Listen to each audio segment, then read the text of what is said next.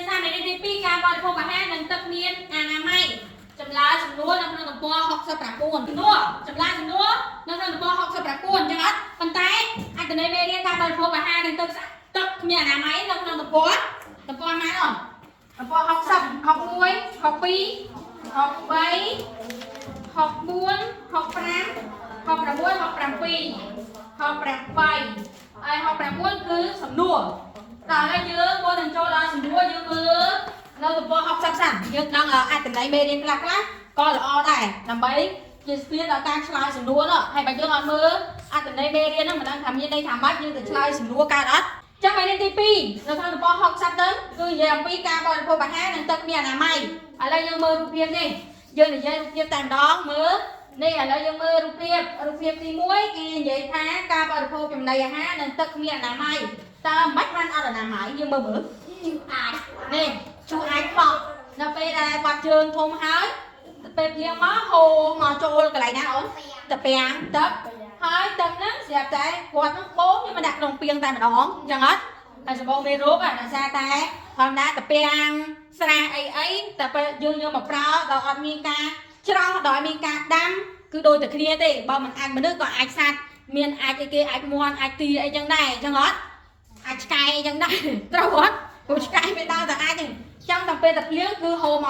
កឬក៏មានខ្យល់បក់គឺហុយចូលនៅក្នុងទឹកហ្នឹងហើយដល់ពេលដែលយើងបូមចូលក្នុងពាងយកមកស្រោចនេះស្រោចស្ពៃចឹងនេះស្ពៃដំណាំហ្នឹងណាហើយគាត់យកមកបរិភោគស្ដាប់នេះគូសិនណាបរិភោគបែបម៉េចបរិភោគបានន័យថាបូមមកដាក់ពាងហើយគាត់យកមកហូបតែម្ដងហើយបន្លែនេះគាត់ដកមកគាត់យកមកហូបតែម្ដងគឺអត់លាងទឹកទេចឹងវាពោពេញទៅដោយមេរោគអាហ្នឹងហើយគេហៅថាអាហារនិងទឹកគ្មានអនាម័យហើយខាងក្រោមនេះយើងមើលចឹងគ្នាខុសគ្នាខាងក្រោមនេះគេថាការបរិភោគចំណីអាហារនិងទឹកមានអនាម័យមានអនាម័យបែបម៉េចឥឡូវយើងមើលតើត្រីនេះគេបានចម្អិនល្អអត់ឆ្អិនសាច់នេះក៏ឆ្អិនល្អហើយបន្លែនេះគេយកធ្វើអី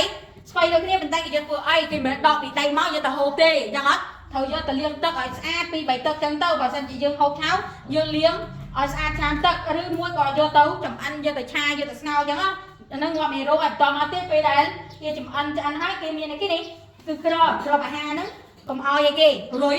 រោមថាមានរុយរោមគឺមេរោគហ្នឹងមកតាមជើងរុយឯងព្រោះរុយវាចូលចិត្តរោមអីគេអាចគោហ្នឹងហើយចូលចិត្តរោមអាចរោមលាមករបស់ដែលស្អុយអញ្ចឹងតែពេលរោមហើយវាមករោមចំណីអាហារបាយសម្លយើងធ្វើឲ្យមេរោគហ្នឹងឆ្លងមកតាមជើងរុយហ្នឹងតែឥឡូវយើងមើលបញ្ហាសុខភាពយើងមើលម្នេះទៀតដើម្បីដឹងអំពីអត្ថន័យមេរៀនខ្លះលេខ2នេះគេថាកត្តាដែលនាំឲ្យកើតជំងឺមានជំងឺខ្លះតើជំងឺរាគមូលអាសន្នរោគគ្រុនពោះវៀនអង្គពោះវៀននិងថ្លើមកើតឡើងដោយសារអ្វីយើងមើលតើជំងឺទាំងអស់ហ្នឹងកើតឡើងដោយសារអីជំងឺរាគមូលអាសន្នរោគគ្រុនពោះវៀនអង្គពោះវៀននិងថ្លើមកើតឡើងដោយ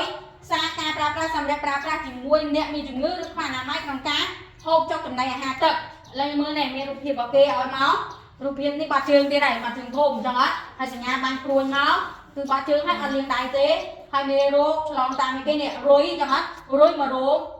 លាមកហ្នឹងបន្តមកទៀតបន្លែហ្នឹងស្រោចទឹកលាមកហ្នឹងស្រោចយកតែម្ដងណាហើយដកទៅយកតែហូបហ្មងអញ្ចឹងនិយាយចឹងណាហើយមកទៀតនេះសញ្ញាព្រោះមកទៀតគេនេះអូនលាមកហ្នឹងហូរចូលទឹកអីគេទៀតហ្នឹងគេហៅថាអត់ប្រើប្រាស់បង្គន់ណាការបាត់ជើងតែប្រេះក្តាស់ពីវាពីកាលណាចឹងវាធ្វើឲ្យនឹងហានិភ័យច្រើនអីគេទៀតនេះធូ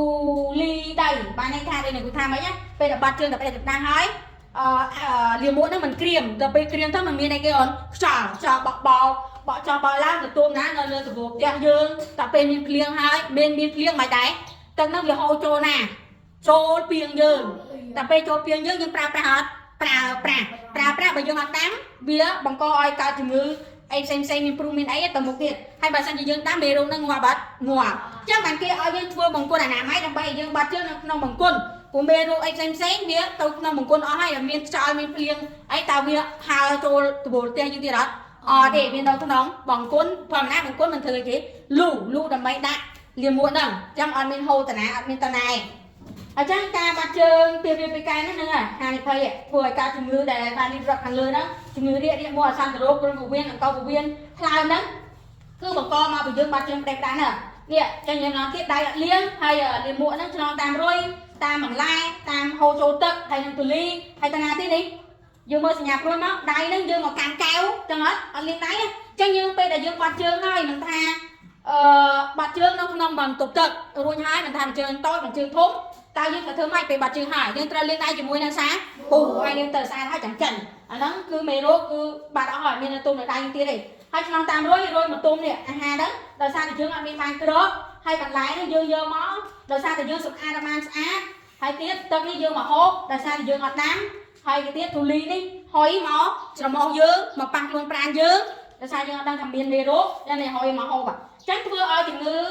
ទីហោនេះគឺសួរថាទីហោម្នាក់នេះដែលបាត់ជើងនេះពីពេលកាយនេះគាត់កើតជំងឺខាងលើហ្នឹងអញ្ចឹងវាអាចឆ្លងមកម្នាក់ទៀតតាមរយៈបែបហ្នឹងហ៎រោគសញ្ញាជំងឺគេហ្នឹងជំងឺទី1ជំងឺរាគមូលអាសន្នរោគឥឡូវយើងមើលឲ្យដឹងត្រួតខ្លះតើជំងឺរាគអាសន្នរោគរាគមូលហ្នឹងរោគសញ្ញាបែបម៉េចខ្លះនេះរួមមានស្រេកទឹកបាត់ជើងតូចនោមតិចមាត់ស្ងួតសាច់ដុំខ្សោយភ្នែកខូងបាត់ជើងធំច្រើនដងសិតតែទឹកនៅពេលខ្លះអ្នកជំងឺនេះក្អួតថែមទៀតនោះបង្ហាញថាអ្នកជំងឺមានស្ថានភាពកាន់តែធ្ងន់ធ្ងរហើយនឹងអាការៈជំងឺរាគមូលអាសន្នរោគអញ្ចឹងនឹងគេការពារបំផុតព្រោះអីតែកើតជំងឺអាសន្នរោគហ្នឹងគឺហានិភ័យគឺស្លាប់ច្រើនបើយើងត្រឹមរាគល្មមទេរាគមូលគឺខ្លាំងអញ្ចឹងហ៎បើអាសន្នរោគពាក្យថាអាសន្នរោគអាចឆ្លងពេញភូមិក៏មានដែរណាចាអាសន្នរោគគឺខ្លាំងតែការជំងឺឆ្លងអាសន្នរោគហើយគឺយើងពិបាកជាបានតែលើយើងមើលជំងឺមួយទៀតជំងឺគេណាគ្រុនពោះវៀនយើងមើលតើរោគសញ្ញានេះមានអីខ្លះសប្តាហ៍ទី1នៃជំងឺម៉េចក្តៅខ្លាំង39អង្សាសេដល់40អង្សាសេក្តៅខ្លាំងណារសាប់រសល់ហត់ដេកមិនបានមិនឃ្លានឈឺក្បាលវងមុខជួនកាលមានឈាមច្រមុះនិងហើមពោះវៀនផងដល់សប្តាហ៍ទី2នេះសប្តាហ៍ទី1បណ្ដឹងសប្តាហ៍ទី2ទី3នៃជំងឺនៅតែក្តៅខ្លាំងដដែលអស់កម្លាំងរហ័សរហែករវើរវាអណ្ដាតពណ៌សហើយក្រហម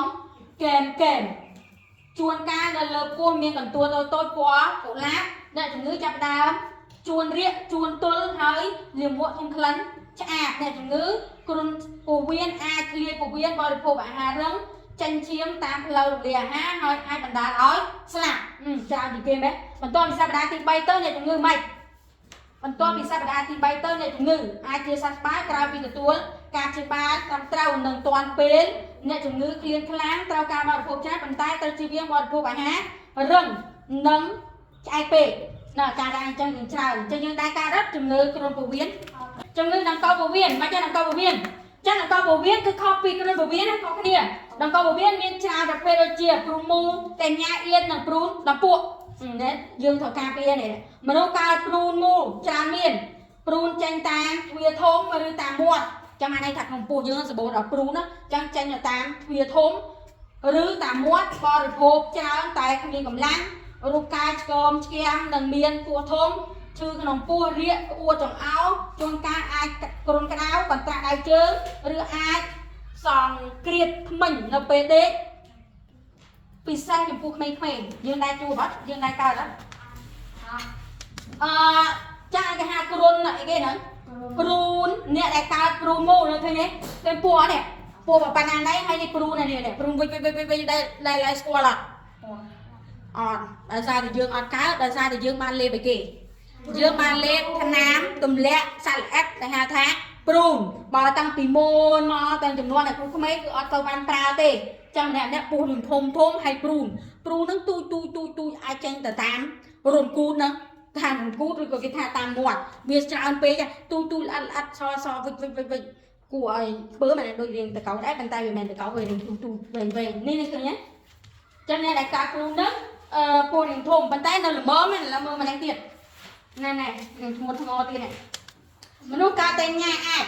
ក្អួតឈឺពោះរលាកថ្លើមមានវិបត្តិសរសៃប្រសាទប្រកាច់ឈឺក្បាលស្រវាំងភ្នែកបេះដូងដើរញាប់នៅពេលដែលបន្សោមពងតែញ៉ាចូលដល់ខួរក្បាលនឹងធ្ងន់ធ្ងរជាងព្រូនតែញ៉ាហើយបើថាបន្សោមដល់ខួរក្បាលហើយគឺអត់ងាយព្យាបាលទេមនុស្សកើតអៀនមាននេះអៀននេះអញញ៉ាអៀនហ្នឹងវែងជាងព្រូនរៀងខ្លីបើអៀនរៀងវែងដល់ថាវាយនេះបាទវាយហ្នឹងអីបើសិនជាយើងចាប់ទាញវែងជាងហ្នឹងហើយវាចូលចិត្តរស់នៅក្នុងខ្លួនរបស់មនុស្សរបស់សត្វគោសត្វជ្រូកអីហ្នឹងមកមនុស្សកើតអៀនមានសុខភាពខ្សោយរមាស់គូធ្វើឲ្យរំខានដំណេកអាចបណ្ដាលឲ្យមានជំងឺផ្សេងហើយធ្ងន់ធ្ងរទៀតផង chẳng nếu cá tiên nó cứ sao hay ở khan dương là xa dương rồi mọc cú để xa biên đâu lọc của cú nè trong kia ai tranh màu trong áo mọc e hay nữa nó cái nào thật hiền lấy những bơ tiết nụ cá prun làm cuộn ai lon ta bài bạt chướng vừa ở miến và rồi mót có nguột điện nâng chữ buộc sao slấy làm chẳng là prun tập buộc đấy cứ riêng sẽ hai vì ở miền ta thế nào ông bị nấu hàng quạt và con nấu buộc bảo dứt ai về để riêng bạt chướng máu cứ vì nấu các bạn vì nó có bán lần mất cái hai là prun làm buộc nên ban này là buộc chuột là con nấu buộc bỏ dứt về buộc chuột là con buộc bảo dứt và về để riêng bạt chướng máu về này tôi lấy kệ còn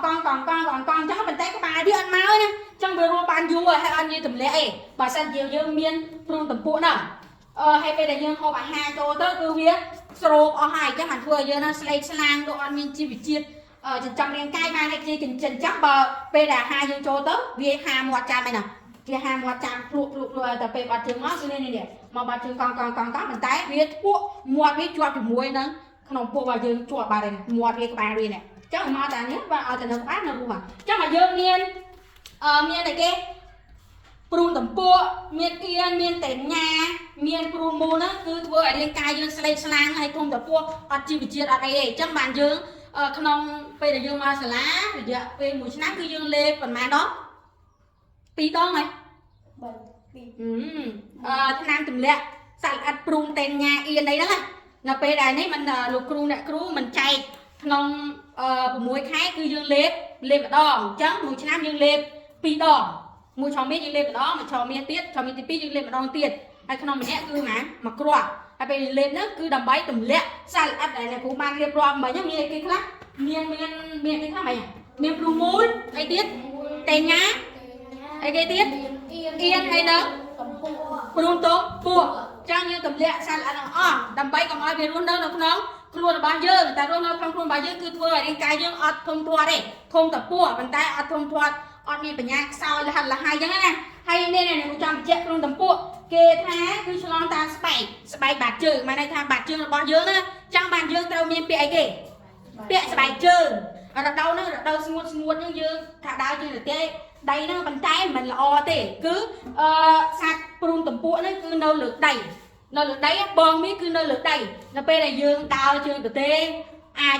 bia mò cho tan sẽ bay bao dương sẽ bay bạc chương đó ai biết cho tất cứ cho thằng nó luôn bao dương bảo sân chia là lại ná mi bong việc tận đây dương ai thương tỉ chẳng cùng sâu à xa đó sẽ bay chương bị đằng bay ấy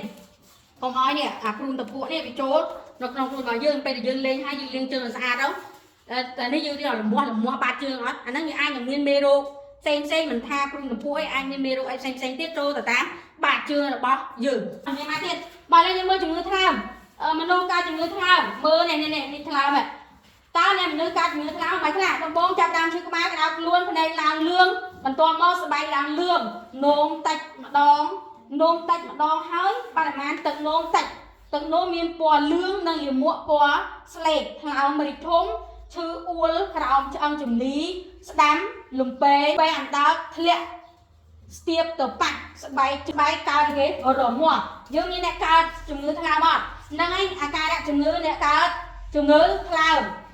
riêng là riêng slate bay riêng lương ấy nữa hay chủng ngữ thao cứ cho tam mua đó chẳng dưới bê đại dương hộp ha đợt ấy cứ ở trâu ở dương hộp chủng muối cái gì cứ trâu đỏ riêng luôn chấm này hát của dương là trâu hộp chủng muối cái gì này ở tiền hai là dương hộp sầm lo bài chan xén sầm lo muối dương trâu đã là pria muối là nóng sầm lo nó cái hai thang là pria ná mai là bây đại dương đua sầm lo như do là pria nó đua mà đại chan dương hết như do là pria nó tụ quần anh nhận xem đua tiền anh nó ăn hai bị phê thằng cá cho này của anh chừng ngữ nó cho tám muột hay bà ca chừng ngữ tham nó cứ người tham nó bạc chia ba người tham nó cứ như bạc chia ba là buồn chắc là bay vì thi bằng ca chia ba chừng ngữ để ba đây gặp mấy nè ta chừng ngữ đẹp buồn và phê đi anh thì ai bằng ca này chia ba đói vừa thôi mà đấy các bạn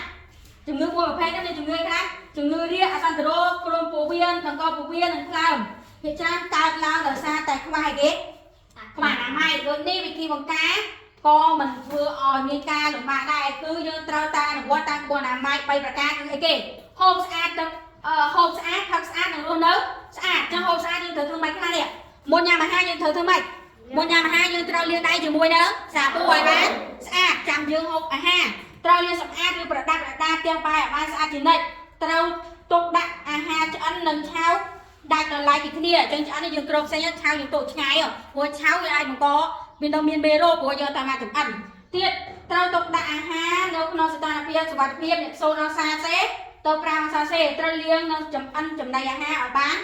ឆ្អិនល្អត្រូវរៀបចំចំណីអាហារឲ្យមានឲ្យជារសនិងទុកដាក់ឲ្យបានត្រឹមត្រូវប្រើប្រាស់វត្ថុធាតុដើម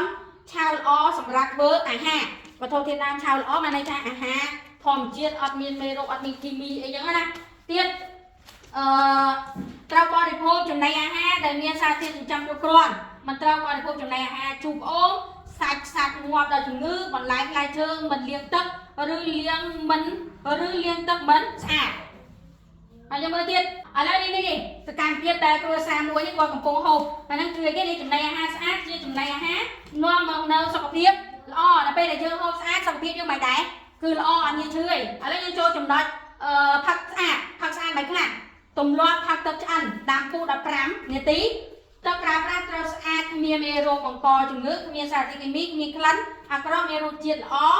អាចយកទៅប្រើប្រាស់បានរក្សាទឹកទុកក្នុងទីកន្លែងស្អាតទឹកប្រើប្រាស់ជាទឹកដែលគ្មានភាពល្អគ្មានពណ៌គ្មានក្លិនសន្តិភាពមានកម្រិតថេរចឹងយើងចេះសូត្រនេះកំណារបស់គេថាម៉េចទឹកស្អាតឥឡូវយើងសូត្រជាមួយអ្នកគ្រូទាំងអស់គ្នាតើកំណាត់ហ្នឹងជាបាត់អីគេហ្នឹងបាត់វា5 2ចេះអត់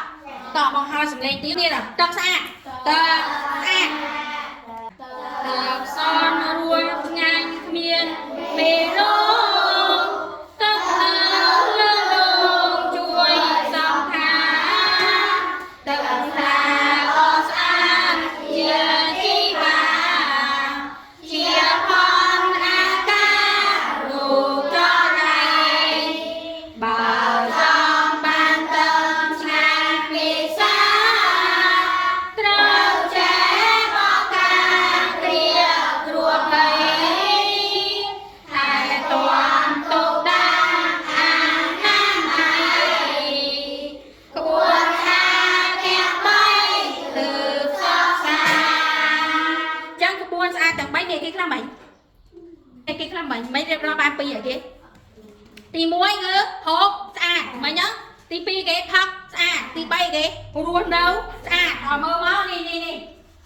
ឡើយយើងមើលតែពីបែបនេះដើម្បីយកមកហូបយើងត្រូវធ្វើម៉េចដាំឲ្យពុះរយៈពេលឲ្យទុករយៈពេល15នាទីហ្នឹងហើយចាំយើងចាំមកឲ្យជាហូបមកហើយនេះការរស់នៅស្អាតនេះទីធ្លាផ្ទះរបស់គេមិនដែរ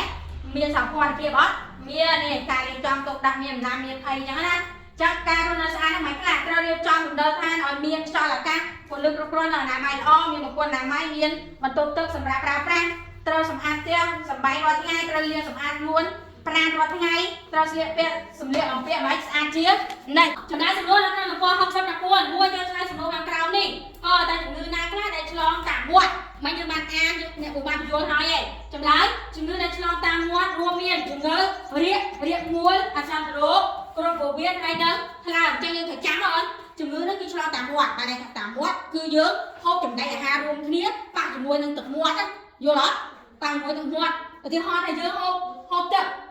កដល់នេះតែយើងហូបហើយម្នាក់ទៀតស្រីនេះសុំហូបដែរចឹងនឹងប៉ះមាត់ប៉ះទឹកមាត់ប៉ះចឹងអាចឆ្លងមានគេទៀតយើងហូបអាហារជាមួយគ្នាខាងមួយម៉ាត់ម្នាក់ហ្នឹងក៏ឆ្លងដែរសម្រាប់ជាមួយគ្នាហ្នឹងក៏ឆ្លងដែរចាហើយពួកអីយើងអត់ដឹងខ្លួនយើងថាកើតជំងឺអីទេហើយយើងក៏អត់ដឹងថាមិត្តភក្តិរបស់យើងហ្នឹងកើតជំងឺអីដែរចឹងអត់ចឹងយើងការពារដើម្បីសុវត្ថិភាពខ្លួនឯងពួកយើងជំងឺដូចជាជំងឺដែលគ្រូរៀនប្រាថ្នានេះយើងដល់ការឃើញជាមួយគ្នាលេងជាមួយគ្នារងថ្ងៃយើងដឹងថាម្នាក់ហ្នឹងកើតខ្លាំងអត់ដឹងអត់ចឹងបានយើងបានតែគ្រូប្រាថ្នាឲ្យយើងចេះការពារគឺយើងហូបមិនមែនទៅរើអើទេប៉ុន្តែយើងខ្លាចគេយើងខ្លាចកើតជំងឺព្រោះអីលោកកោសិកាយើងសោតពេលដែលជំងឺនឹងធ្លាក់មកដល់យើងវាឆាប់ទ្រុឌទ្រោមធ្វើឲ្យយើងមិនដែរឈឺតើទឹកស្អាតមានលក្ខណៈដូចម្ដេចចម្លើយទឹកស្អាតមានលក្ខណៈដូចជាមានភាពល្អជាទឹកថ្លាគ្មានពណ៌គ្មានក្លិនគ្មានសារធាតុគីមីគ្មានមេរោគសន្តិភាពមានកម្រិតថេរអញ្ចឹងទឹកស្អាតគឺជាទឹកដែលចឹងទឹកស្អាតមានលក្ខណៈគ្មានភាពល្អខ្ញុំមើលមានភាពល្អអត់ទេថ្លាអញ្ចឹងអត់គ្មានពណ៌មើលមានពណ៌អត់មានពណ៌ឯងមានក្លិនអត់នេះទឹកសុទ្ធណាទឹកសុទ្ធ miếng xà thiệt kỳ mi từ sau cái ai miếng xà thiệt kỳ mi ổn trang dương hốt và dương thầu giá đẻ càng là tháo càng té mày đấy kỳ mi à ê dương mưa đây là họ lăn tháo bàn tay cồn viêm mày đấy là là họ lăn ngay bàn tay cồn viêm rồi cái miếng này đâu chúng ta là thiệt miếng còn mà đặt thề đầu tiên chúng ta chưa ta tập đại đang pu hai tục chào pi tập 3 ngày chia tập đôi mà đây chấm lái cho là đang pu hai tục chào pi 7 ngày chia tập bắn cho là một bàn thế hỏi ngày muốn về thì tập chẳng tập nè tập con này cứ đang pu cái tha đang pu rồi vậy tục chào pi 7 ngày trong pi 7 ngày một con chi mày một con chỉ có ổ mà này cái hai thật tập đám pu nên tập con này cứ tập cô là đám tập cô là cười chẳng không mỗi ngày về prep cái này cũng đám về prep hay là nghĩa nhằm om say láo bà san chỉ nơi xó ở chạy cho đây cưa tôi say lắm cứ dương đám thế mày bà san chỉ dương tôi một ngày tôi biết ngay bạch ôm chắc hộp ọt lòi chắc cái hai thật tận mến bàn tay bà dương đám để rất hộp tôi là nghĩa tôi dương cho kế nâng tật lòi của ai viết thua riêng cài dương bằng bình chia tật ó hay đào xó bằng ỏ nào mà thiệt mình khoa thằng mình ai đám ở mình ai nhang tật đám ấy nè ta làm câu của viên còn mai được phê lấy cái này chấm lại làm câu của viên quân được phê cử pru muốn tề nhá yên làm pru làm buộc cho nhưng mà này gặp rạp hỏi mình pru muốn bài mất nên cái hai thái pru môn cho nó nên cái hai thái ghế nát tề nhá nên tề nhá không nên tề nhá nên cái hai thái cái nè yên nên cái hai thái pru đó buộc cho khỏi đèn squat không vì cho khu bông chung quanh sau này là chỉ chụp lại tầm trao học ra cái này là cục số này cho nên khi ở những khu bông chung quanh sau này chỉ chụp lại tầm trao muối tạo luôn nằm cuộn tròn tam nè chụp lại bay lên trên đó có một kho spike cơ kia liền muộn 80 ngàn trong trao cứ này đó trong trong nằm cuộn tròn tám spike lấy pi làm bay chia ba chừng người điện kia trâu co học tập ở bàn trắng tay hàng bò phố kho bò phố ở bàn trắng tay hàngพักก็พักท้องบริโภคลองแบบนั้นจ้าก็ใต้ถุนร้านบริณัตั้งเจ้าก็จ้าเราไปได้เยอะเรียก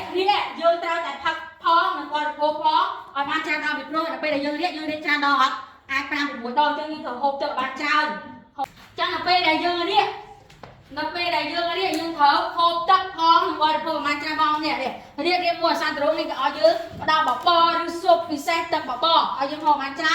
đào tập xa tập đo đi tập ô đã lịch đào tập tái mình đã có cả này không có tầm trung tâm mình tìm chia bán toàn trong p là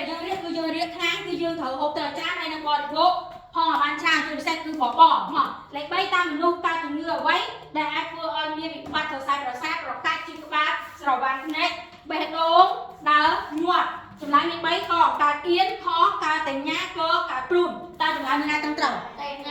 chà bố ấy năm nay lên mấy nhà cô bàn chơi cho nghe đại ca tình nhá gương nè vừa ơi đi bàn hàng rồi sai sát rồi cắt chim ba rồi bàn nét hay là bẹt đốm đá nhuận còn ăn ốc hiểm